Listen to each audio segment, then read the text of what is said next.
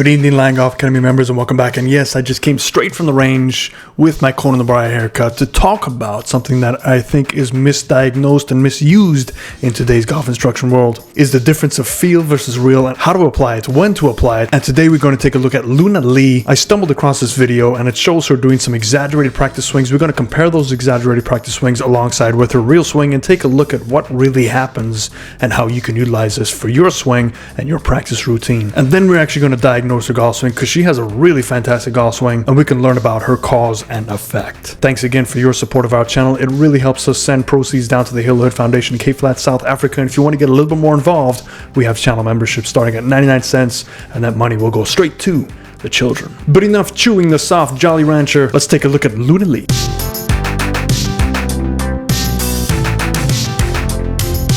Okay everybody, Luna Lee's on the screen. So we do have a lot of videos to get through today, so I'm going to speed these up. It's not going to be my usual 10-minute analysis, but we're going to break these down just to show you the feel versus real. Now this is something that you see very good players do, where they exaggerate their feeling motion knowing that the neurological system is going to kick in and their change is going to be inches rather than feet. So if you take a look at the left side of the screen, we have Luna doing this exaggerated drill where she's really getting her left lead hip to just drive down. You can see that left lead hip move significantly over to her left side. That's ensuring the weight drive. She's definitely staying down into the golf ball, trying to hold on that upper body while she gets that weight distribution to the left side. Now if you take a look at that position here versus her real swing. Now on the right side of the screen, we can take, this is her swing right after this practice drill. Watch that left hip. That left hip does turn, but if you take a look at this position here are the same two frames. We can see that spine angle retention definitely more exaggerated on the left side versus the right side. And the second thing we can also notice is the separation of the knees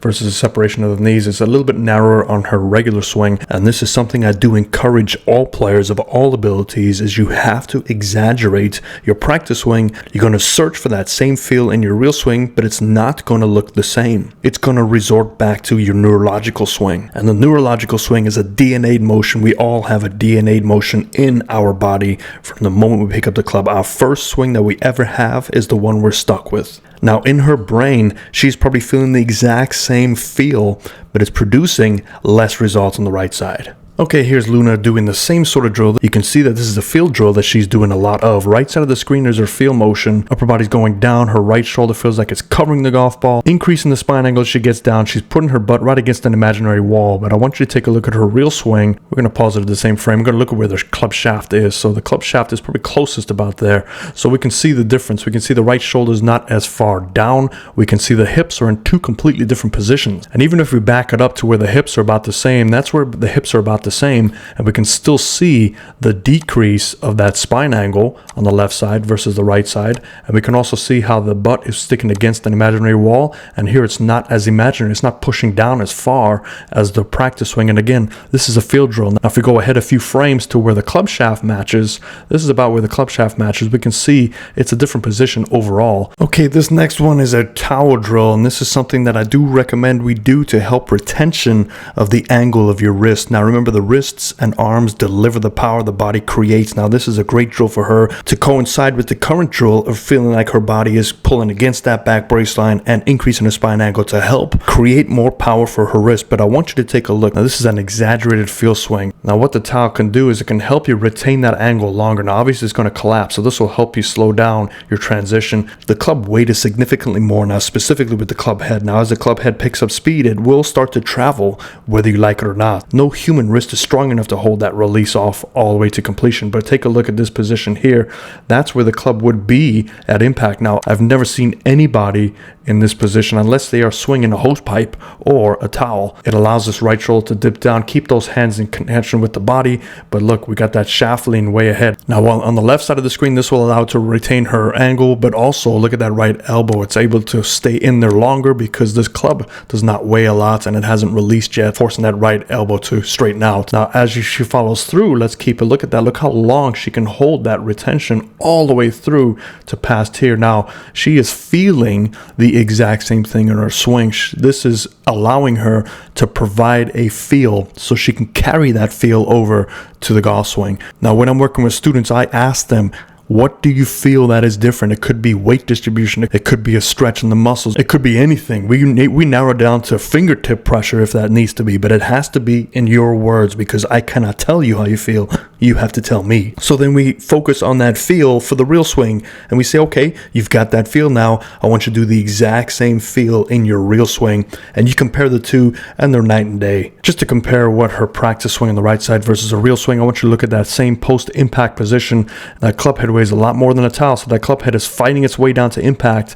There's impact. Look at the difference. So we can see the exaggerated hand position versus what she is. But I guarantee she's trying to get to that feel, and she knows that the club is going to pass through at that point, but this is the motion that she's going for. So her brain is trying to get to there, and we can start to see some similarities between the two. It's not going to be as perfect as the one she's going for, but that is what she's after. So it seems like what she's working on based on these two drills is spine angle retention and getting her core more engaged to help her remain in posture. And I think the biggest thing I see here between the two of them is we take a look at the overall posture. So you can see a slight lean back versus here we see a definite lean back. So I would imagine her goal is to be somewhat in the two. So a straighter spine angle at impact, more upper body over the golf ball, holding her spine angle, and these two drills can do wonders for her. But I wanted to include those for you, but let's diagnose her driver swing because it is pretty phenomenal. Okay, so we have two driver swings. They're both from down the line, but the one on the right side is actually from a different angle, and this is a good one to show you the action of her hips and what she's working on and how it differs because they do look completely different, even if it's just from a few more degrees. I know some of you wanted to know what these lines are called, so I'm going to redraw these lines from the beginning. This is your lower plane line. This is the upper plane line. That's where the arms should go based on your setup. That's your back brace line, and we're going to just keep that in check to see if you lose posture.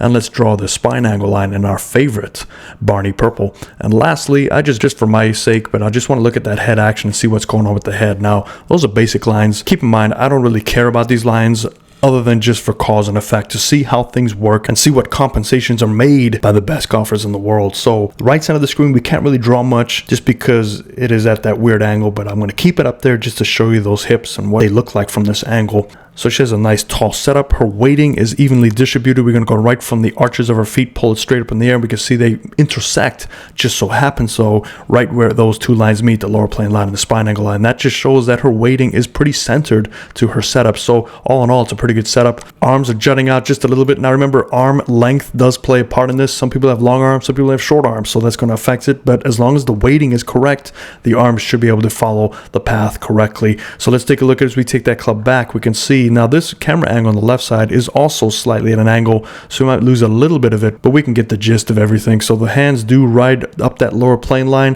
They should get to that top plane line pretty good, and I've noticed that most golfers at this level get to this top plane line pretty consistently. Now we do have some people that get their hands higher and lower, and that's okay, and it's okay for you to do it at home, but it's how you work with that from the way down to impact.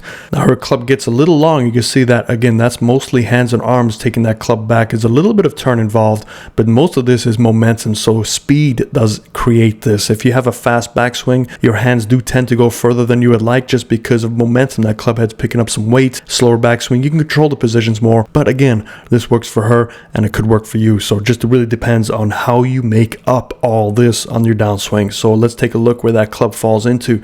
Now we get to a triangle check, so we can check the triangles and see where hers are pointing, and we see the hand path is set for right about here, and we'll take a look at the action of the hand path. Now remember, the club shaft should fall within those two green lines before you engage most of your turn. So let's take a look at her hand action. We can see her hand action, yes, they pull straight down. Now they're connected, and now what you'll notice is, let's clear up some of these lines here. We can see that immediately we see a loss of posture. We'll draw this in orange so we can see the difference. Look how much she has moved into the golf ball. So we see a lot of right knee breaking down. We can see it on the right side of the screen here. If we go back up and look at the right knee action, look how the right knee has gone from a pretty stable position to now really breaking down and turning into it. Now this allows her to stand up. She does lose posture, she's standing up, but this is very key for her because from here on out, she has tremendous amount of turns. So she has already dropped that club straight into the slot, and you can see it is facing Mr. Golf Ball. Now, when you lose posture like she has, what happens is it's going to change the angle of this club. The more you stand up, the more this club head wants to work its way down because of the momentum. It's a cause and effect. So let's take a look at the next frame and we'll see that club head work down more. Now, the next few frames, this is what makes her swing incredibly special, because from this point on, the club is in position for her whole body to just turn and unwind. And what we see on the left side here is, look at that unwinding.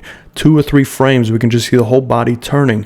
But the right side, I just want you to look at the action of the legs. So the legs now are also pushing up. So what she does is she delays that upward motion right before impact. So that just helps her. She is turned now, and now she's delivering all that stored power from the ground and basically jumping up through the golf ball. So now she has that turn, she's jumping up, and the turn doesn't stop. Look at past release. We can see the shoulders now turning completely at the target while the hands are right in the center of her chest. So this is what makes her swing very, very good. Now she returns back to a similar spine angle. So we'll draw her new rediscovered spine angle in yellow. We can see it's much more down, but take a look, it's much closer to the golf ball. So her upper body has worked more this way. Her lower body has tried to stay against that back brace line, but with a lot of upper body moving this way, it is going to pull the body closer to the golf ball. But she has found a way by moving closer to the golf ball to get that club to drop down sooner and swing more up while she rotates. So we can see how much higher, let's pull some of these lines out. Let's see how much higher her hands have finished based on where they started. So we can see that gapping between where the top of the swing was versus the follow through. So what do you notice about her swing and also feel versus real swings? You can see what she's working on. You can see she's trying to retain that angle. You can see she's trying to get that weight distribution closer to her back brace line. But if you start to change the fundamentals of her swing to a textbook fundamental, this could be where chaos can be invited. So just be careful. So she's a phenomenal player, great swing. I really wanted to make this video for you about cause and effect, how everybody is so uniquely different that you cannot attack a golf swing the same for everyone. And secondly, to show you the feel versus real. Everybody should be working with feel versus real. And how do you know you need to have a good feel versus real drill? By going to see a PGA or LPGA coach. They can really help you find a good feel versus real drill for you. You don't want to be out there just swinging aimlessly, using towels, using club covers underneath your arms, because you don't know if that even works for you, or you might be destroying something that you're trying to fix. So go get some educated eyes. Hope that helps you. See you next time. Fairways and Greens.